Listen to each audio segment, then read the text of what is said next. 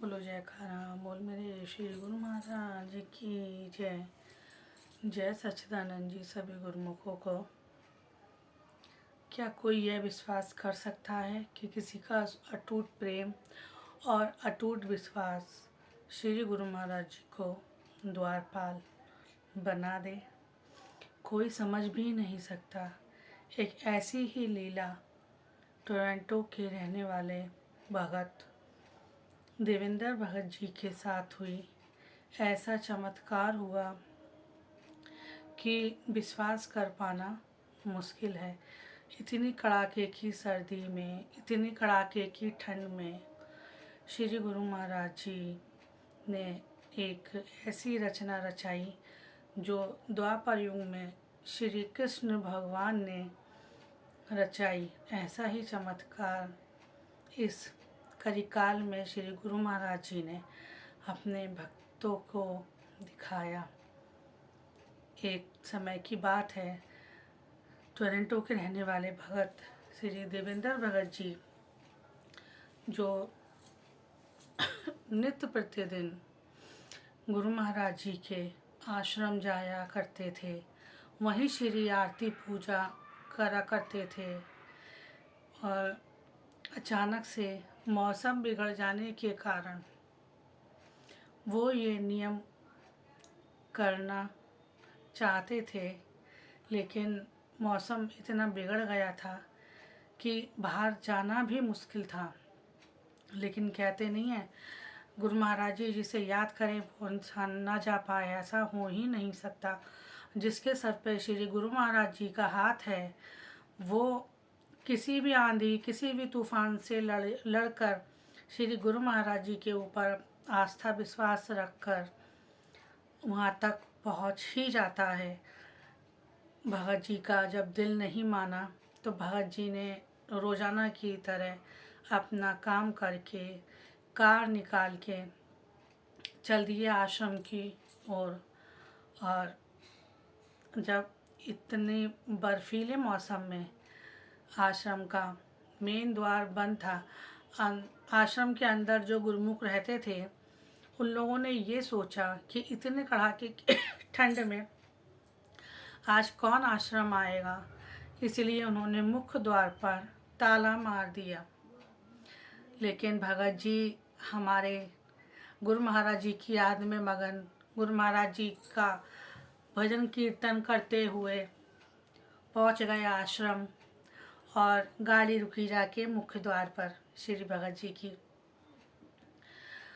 कई बार हॉर्न बजाने के बावजूद भी जब द्वार नहीं खुले तो भगत जी ने क्या करा, कार के अंदर ही श्री आरती पूजा की और गुरु महाराज जी की याद में मग्न हो गए। और गुरु महाराज जी ने ऐसा चमत्कार करा कि कोई विश्वास नहीं कर सकता। जो टोरंटो के जो ताले जो होते थे वो बहुत ही मजबूत और बहुत ही पुख्ता होते थे ताकि कोई उन्हें तोड़ ना सके। तो द्वार जब अपना आप खुले तो भगत जी एकदम चौंक गए चौंक गए। उन्हें इधर देखा उधर देखा, उन्हें कोई दिखाई नहीं दिया।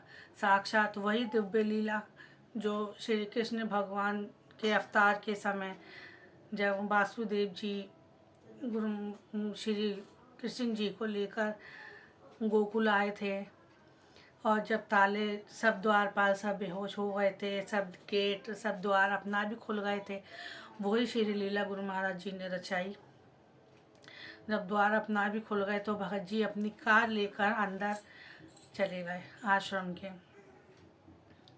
फिर जब उन्होंने गेट की डोरबेल बजाई तब गुरुमुख ने भगत जी ने ताला गेट खोला। गेट खोल के जब साक्षात भगत जी को वहाँ पर देखा तो उनका भी आश्चर्य का ठिकाना नहीं रहा। उन्होंने जब कहा कि भगत जी इतनी ठंडी के मौसम में आप यहाँ, तो भगत जी ने उन्हें फिर सारा अपना वृत्तांत सुनाया कि हमने डोरबेल बजाई लेकिन किसी ने भी मुख्य द्वार नहीं खोला, तो हमने श्री कार में ही आरती पूजा की। फिर अचानक से द्वार खुल गए, हमने हर तरफ देखा लेकिन हमें कोई दिखाई नहीं दिया। तभी गुरुमुखों ने श्री गुरु महाराज जी को दंडवत प्रणाम किया। और और फिर भगत जी ने अंदर जाके गुरु महाराज जी के दर्शन किए, दंडवत प्रणाम की, गुरु महाराज जी को बार बार धन्यवाद दिया कि इतने सर्दी के मौसम में गुरु महाराज जी ने कष्ट उठाया हम गुरुमुखों के कारण, और हमारे लिए उन्होंने इतनी परेशानी उठाई। तो ऐसे हैं हमारे श्री गुरु महाराज जी, अपने भक्तों को जरा सा भी परेशान नहीं होने देते, जरा सी भी कठिनाई नहीं होने देते, तुरंत भागे चले आते हैं, तुरंत दौड़े चले आते हैं। ऐसे मेरे श्री गुरु महाराज जी को मेरा बार बार दंडवत प्रणाम। बोलो जयकारा बोल मेरे श्री गुरु महाराज जी की जय। एक प्यारा सा भजन मेरे श्री गुरु महाराज जी के लिए। गुरु बचनों को रखना संभाल के, एक एक बचन में गहरा राज है, जिसने जानी है महिमा गुरु की, उसका डूबा कभी ना जहाज है। गुरु बचनों को रखना संभाल के, एक एक वचन में गहरा राज है, जिसने जानी है महिमा गुरु की, उसका डूबा कभी ना जहाज है। बीज पड़े और अंकुर ना फूटे, ऐसा कभी नहीं हो सकता। बीज पड़े और अंकुर ना फूटे, ऐसा कभी नहीं हो सकता। कर्म करें और फल ना भोगे, ऐसा कभी नहीं हो सकता। बीज पड़े और अंकुर ना फूटे, ऐसा कभी नहीं हो सकता। कर्म करें और फल ना भोगे, ऐसा कभी नहीं हो सकता। कर्म फल भोगने में तू, कर्म करने में तू होशियार है, फल भोगने में बड़ा ही लाचार है। जिसने जानी है महिमा गुरु की, उसका डूबा कभी ना जहाज है। गुरु बचनों को रखना संभाल के, एक एक वचन में गहरा राज है, जिसने जानी है महिमा गुरु की, उसका डूबा कभी ना जहाज है। दीपक जले और अंधेरा न मिटे, ऐसा कभी नहीं हो सकता। दीपक जले और अंधेरा मिटे ना, ऐसा कभी नहीं हो सकता। ज्ञान सुने और विवेक न जागे, ऐसा कभी नहीं हो सकता। ज्ञान सुने और विवेक न जागे, ऐसा कभी नहीं हो सकता। जिसकी रोशनी में रोशन जहान है, वो फरिश्ता बड़ा ही महान है।